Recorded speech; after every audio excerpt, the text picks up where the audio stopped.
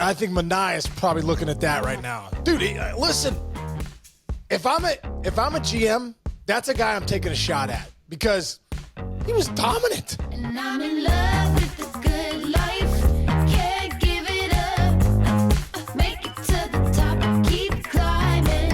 I wanna live it up. The good life. I'm coming up. I'm coming up. The good life. Good life. Oh, good life. Good life. Good life.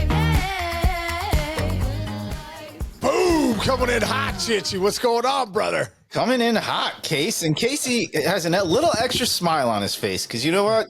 Fathers of daughters are always happy with their daughters. Sons, we all get in trouble, but the daughters are different, right?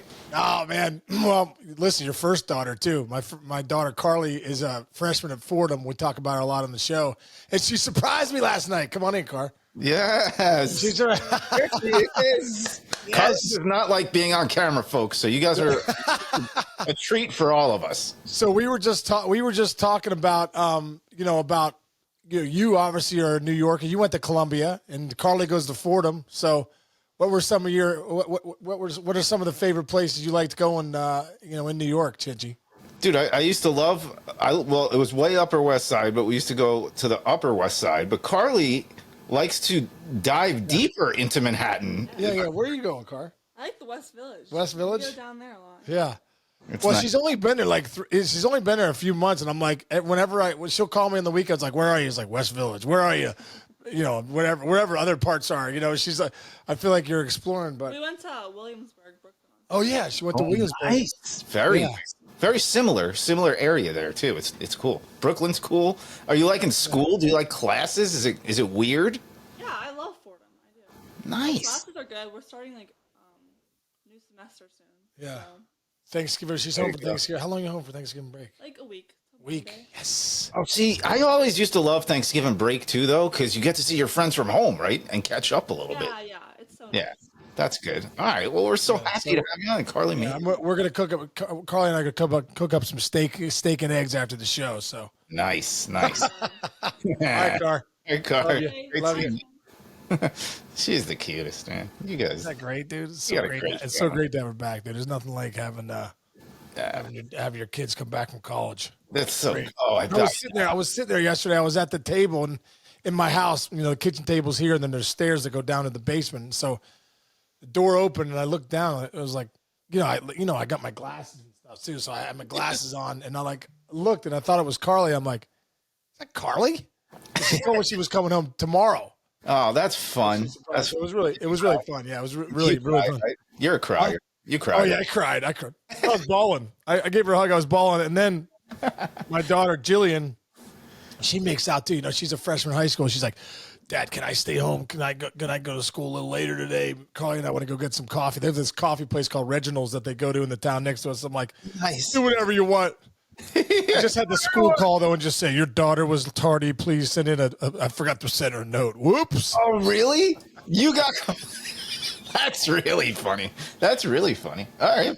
Good stuff, man. Good start. It's the holiday week. I hope everybody's excited. Yeah, what do you got going on, Chinch, just for the holidays, dude? We host Thanksgiving. Jess is. Oh, that's right. Jess cooks all day. She's an unbelievable cook. No, well, we cook all day. All evening Wednesday. We cook all night. We cook most of the stuff that night. But here's the deal: we don't have we always forget to order. You got to order a turkey around here. I don't know if it's like that for you. Oh yeah. Dude, we had to get a 20-pound turkey. We don't have that many people coming, but it was the only one left, so we got a 20-pound turkey coming. We're gonna have to get up at 4 o'clock in the morning and throw that puppy. Dude, I usually do 20-pound turkeys. This year I'm doing a little, Boo, Big Lambuski. He and I we fry our turkeys. Maniac. And last year I got a couple 20-pounders which don't fry well. So you really have to have 12 to 15 pounds is the 15 max. So I got I got two 14-pounders this year.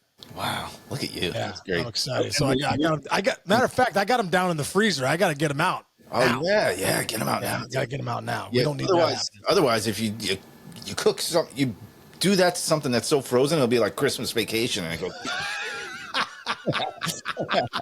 Just disintegrates. Yeah, exactly. Hey, all right. So we have some news actually, and you talk about Thanksgiving. If you live in the Anaheim area, you're like, hold on a second. I think our team is kind of starting to put it together a little bit. Okay, they just signed Kikuchi, $21 million a year, dude. Whoa. 63 million for 3 years. Okay, they have now spent. I'm gonna give Heyman credit for this because he's kind of broken the whole thing down. They have spent about $100 million. Don't forget Soler. Okay, yeah. Oh, wow. It's still there. They got Darno. No. Yep. Wow. Hendricks and Newman. You can They add. got to Kyle that. Hendricks? Yeah, dude. Wow, dude. Good for them. There you go. So we love that because we've wanted to see. Look, we got to see Shohei Ohtani. Mike Trout's still sitting there going, "Oh man, I've only been in the playoffs once in my entire career." But Yeah. we like what they're doing there, don't we?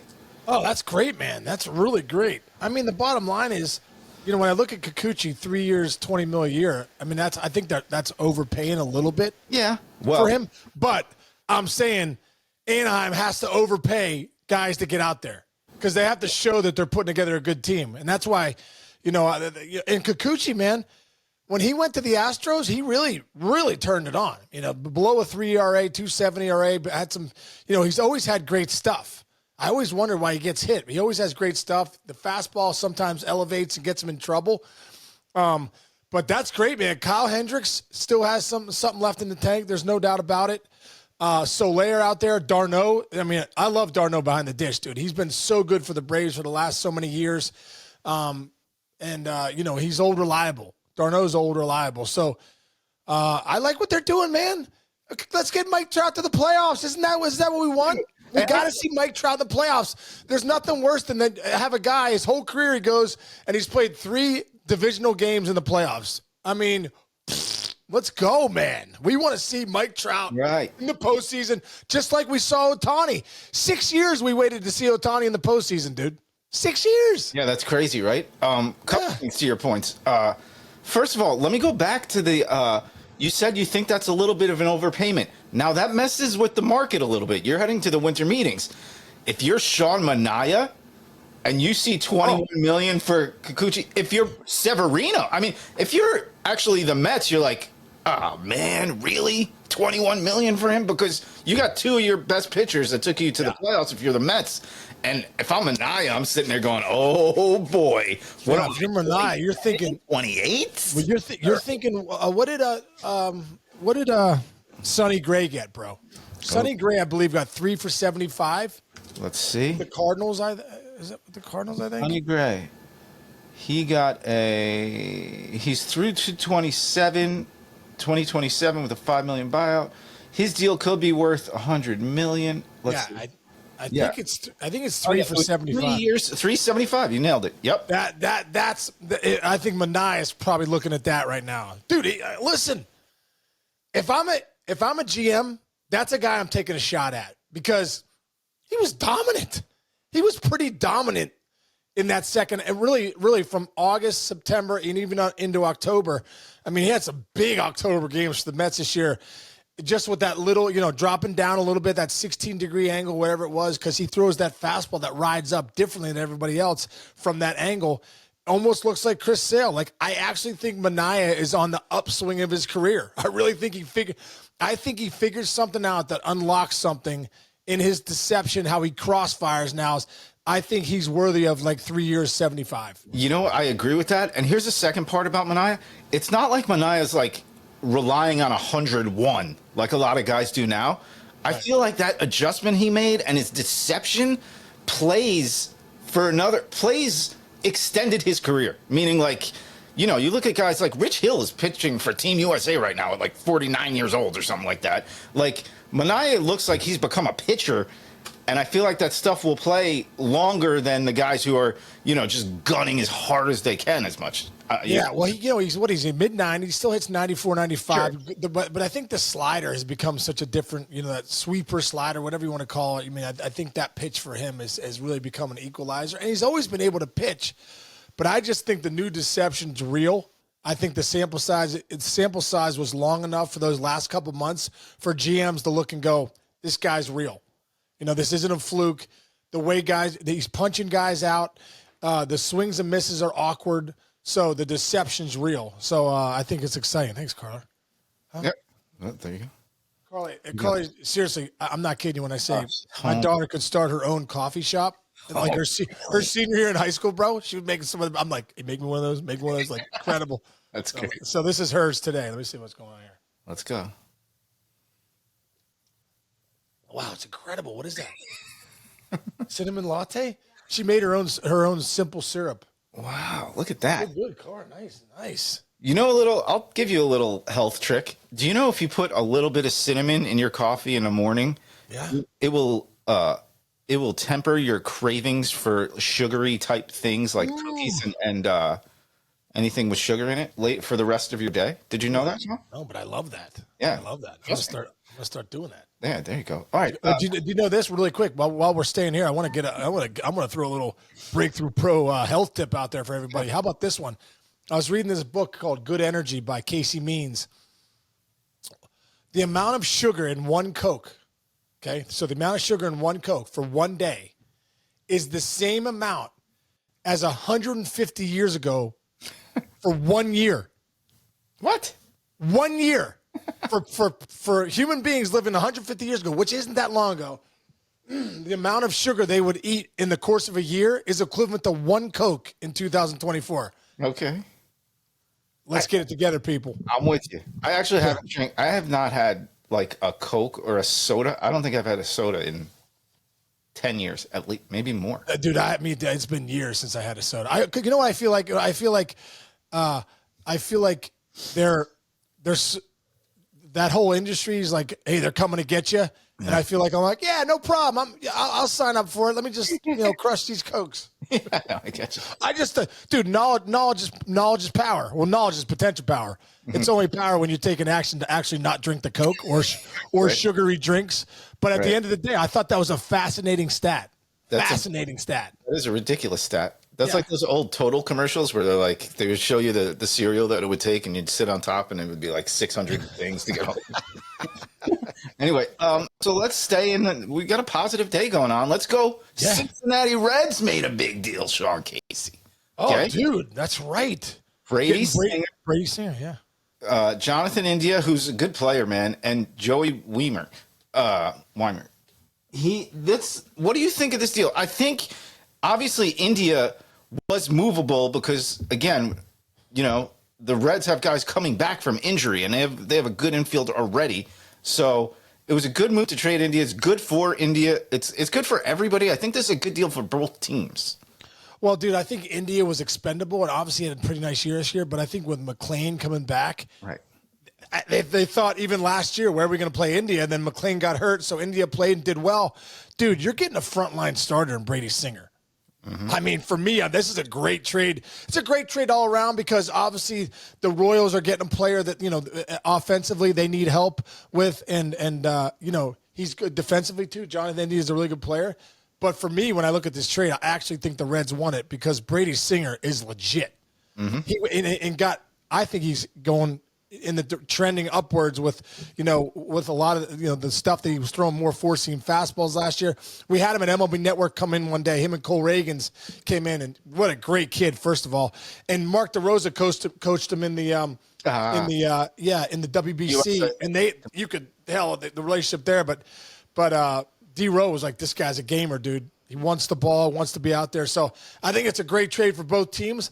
But I do think the Reds might have got the best of that just because when you're talking about a young frontline starter, a guy that's, he's probably a 3 now, a 2 or a 3, but you're talking about Hunter Green, Ladola, Abbott, and all the guys that they have out there, man, in that rotation. Nick Martinez. Nick Martinez. Well, Nick Martinez could be a swing guy. Ashcroft's there. They got a lot of Ashcroft's there. Yeah, dude. They got pitching depth, and you win with. You win with starting pitching, Chance. You're right, Los Angeles Dodgers lost 5 starting pitchers. Seven over the course of one season and won a World Series. Good depth there, really good. And you can't just have 5 nowadays. No. You have to almost have 7 deep. 7 guys are like, oh, he's down. Okay, boom, plug him in. Or a guy like Nick Martinez. The reason he's so valuable, and he took the tender at $21 million is because the guy he could give you relief innings. He could bridge the gap to Diaz, and then he could also spot start for you too, or he could start for you. He could do either one. It's invaluable. There you go. And back to your point about the upswing for Singer. Okay, 27 years old. That's right when you start figuring out pitching, dude. Yeah. That's right when you really start getting really good at it. Dude, 3.71 ERA, 179.2 innings pitched, career high. The guy's ready for 200 innings. I mean, look, and you got a new manager there, Reds fans. Get excited in Cincy. Get excited. You get McLean back up the middle. You're in good shape. Dude, I actually think De La Cruz, too, is going to go to another level. I think with Tito as the manager, I don't know, man. There's something about Tito. He gets the best out of people. I think De La Cruz is going to have a monster season, too. And like we talked about before, friend of the show, Matt McLean, I mean, missing him was huge for that lineup last year. They were not the same. That guy, go back and look at 2023. You want to talk about clutch? You want to talk about coming through in big moments, too? McLean was all the time coming through. I just had an idea pop into my head. Maybe you can text Tito about this, even though I bet he's already planning it. How about, hey, Dustin Pedroia, come to spring training for like a week? Seriously. He probably is planning that. Right? They're like almost like best friends. Would they play cribbage together or some Yeah. Every day at noon, cribbage. Pedroia would go out, take 250 grounders, come in and play cribbage with Tito. How about bring him there for a week and just have him with Ellie and McLean just have to follow him around for a week, right? Like Tito, we forget the Tito factor, man. You're bringing in one of the greatest of all time for a young team. I think the Reds are going to be one of the most exciting teams to watch this year. It's just instant. It's instant respect, dude. Terry Francona walks into a room. I don't care who you are. Instant respect, dude. He's won 3 championships. He won 2 championships with Boston.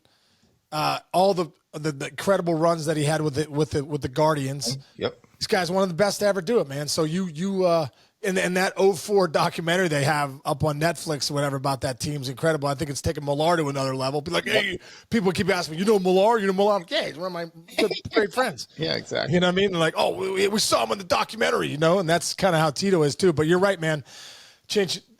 They're doing the right thing. I mean, Nick Kroll to go out and get Singer right now, they're not done either. I actually think Tito would not have gone there if they didn't promise to, like, you know, we're going to give you the pieces that you need to make sure that you got a great team. Yeah, why not? Give it a run. He's not going to be there for 10 years. So it's a 3-year deal. 3-year deal. That's all he wants too. Like we heard him. Tito said on the mayor's office that, you know, he can't believe he's back. I know. Yeah, exactly. Yeah. Perfect. Great stuff. Now, we will be getting into it all week long. You know, Juan Soto.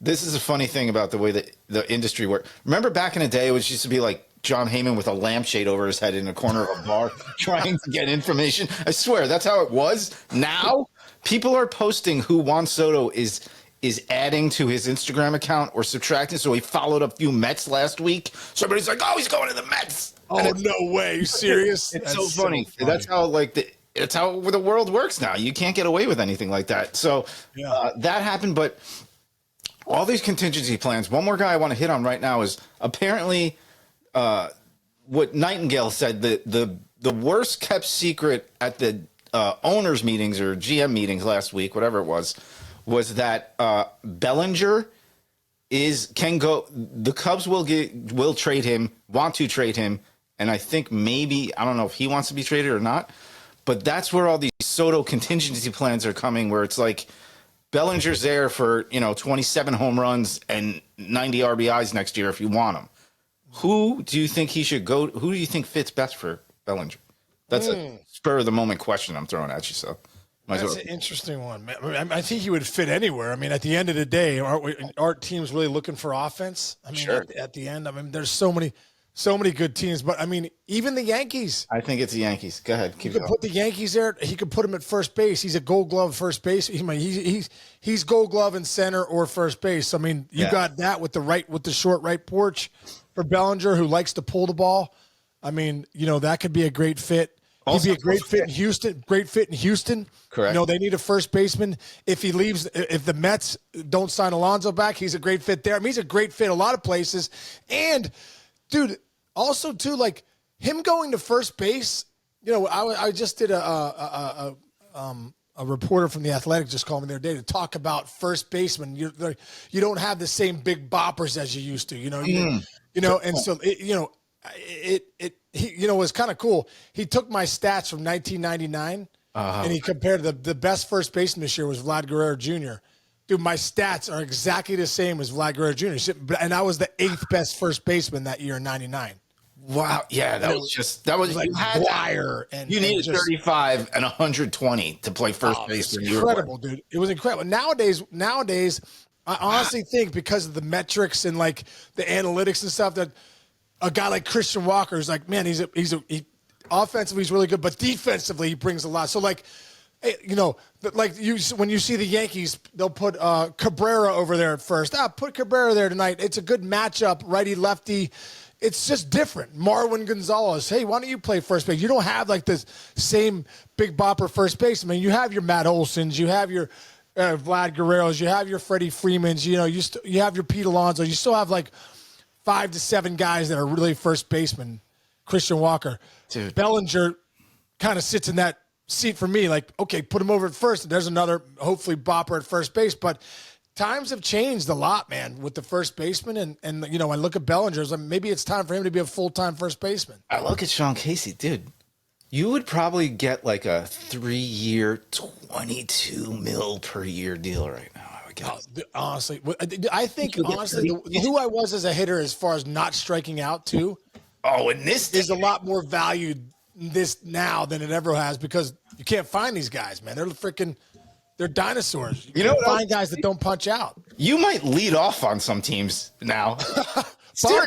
Bob Boone was ahead of his time, bro. He led me off a few times. Unbelievable. Anyway, everyone's like, "Why is Casey leading off?" I'm like, dude, because I get on base. Dude, okay. If I did a blind, I want to. Maybe I'll send this to a couple GMs we know. If you did a blind thing and said, "Hey, you can have a guy right now whose on base will be somewhere around 380." That's like your main years. You were about 380 on base percentage.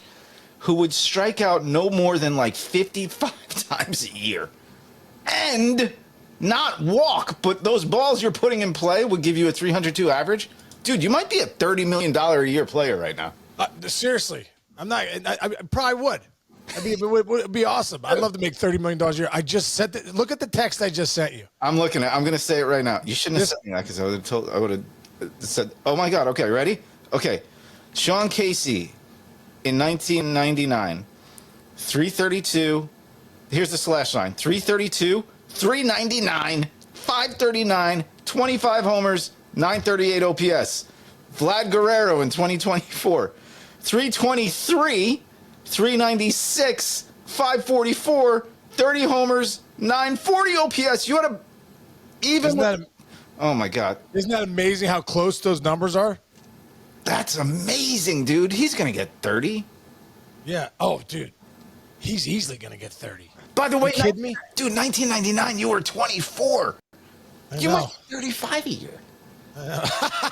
Can you imagine? Dude, you ever think about that? You can't think about that. You can't. No, I don't think about that, dude. You know what I do think about? I seriously think about this. I'm so grateful that I actually played in a time where I made some money, because I look, being around Johnny Bench and some of the greatest players of all time. I'm like, my God, Johnny Bench is on Mount Rushmore.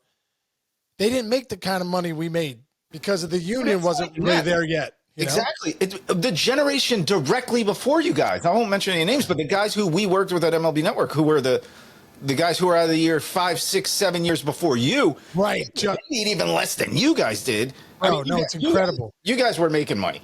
But those 80s guys, Don Mattingly got a $5 million a year contract. Everybody thought George Steinbrenner was out of his mind. Exactly, dude. No. Nolan Ryan was 4 years, the first $1 million man. 4 years, $4.3 million. I was like, what? Right now, dude. I mean, what I'm saying. So that's what I say. Like, I try to lean on I see what I probably could make now, but I'm grateful that I was I played in an era where I did make some money. I'm very thankful for that. Yeah, Man. Willie Mays was like selling furniture and stuff. Like seriously, he was like, off. Yeah, Forget that's what I mean, dude. Ken Griffey Sr. Huh? used to tell me he made more money, and this is when he was the leadoff hitter for the Big Red Machine. He made more money in the steel mills of Donora, PA, in the offseason than he did being the leadoff hitter for the Cincinnati Reds. Yeah. Big Red Machine. Oh my God! Think about even the guys like Larry Boa and John Crook and those guys early on. Like those guys made more money like selling Chevys in off season, like on those commercials. Those amazing local like, "Hey, I'm Mitch Williams from the Phillies. Buy yourself a Toyota Tacoma over here at Johnny's Tacoma's factory," and he would make more money doing that than like closing for the championship Phillies. Anyway. So true, dude. Oh my God, it's incredible. Oh man! Oh, my God. All right, we got a great week, great holiday week. We're having fun here. Go hang out with your kids, man. You got the family. Yeah, dude. I'm going to make a steak and eggs, or Carly and I right now, dude. It's gonna be Are great. the boys coming home? He's coming home tomorrow. Andrew's not coming home. Got a job in Austin, Texas. Big day, I guess. Big day for their company on Black Friday. All right. So he's gonna come home for Christmas. So I said, good for him, dude. Hey, man. He just got there last week. He's like, yeah, I gotta go home for Thanksgiving. We'll see you later. Dude, I moved to Bristol, Connecticut for the first 4 years of my silly career, and I missed every damn holiday for about 4 years. But guess what? Do it now, get it over with, because you're gonna come home and it's all When you're about young, dude, you say kid's 23. I'm like, dude, grind now and grind now. then start your own company one day and buy back your time. There you go, man. Get into Bitcoin or whatever these kids are doing nowadays. I don't even know what that is. Nice. All right, bro. I want to give one more quick plug to Breakthrough Pro. Let's do it. I'm fired up for Breakthrough Pro coming January 5th. It's going to be an incredible session. So Chinch will put the link down in our show, and really come join us January 5th. It's going to be an incredible eight sessions starting on January 5th. Yeah, the link is there. And you know what, Case, offline in the next couple days, maybe we'll do a giveaway that kind of gets the parallel together between Breakthrough and what we're doing here. Yeah, that'd be great, dude. That'd be great. Yeah, I do want to give a giveaway. So let's figure that out, Chich. Let's do that. All right, go have fun with the kids. All right, brother. You too, man. Everybody out there, thanks for listening. Thanksgiving week. Let's go. Also, it's Carly's birthday. I forgot to say, it's Carly's birthday on Thanksgiving. Oh my goodness. Good. Yeah, she's gonna be 19. Wow, so you put the candles in the turkey, or you do a cake? I gotta figure that out, dude. All right, brother. Nice. All right, man. Chichi, have a good one, bro. Love you. I'll see you tomorrow, man. See you.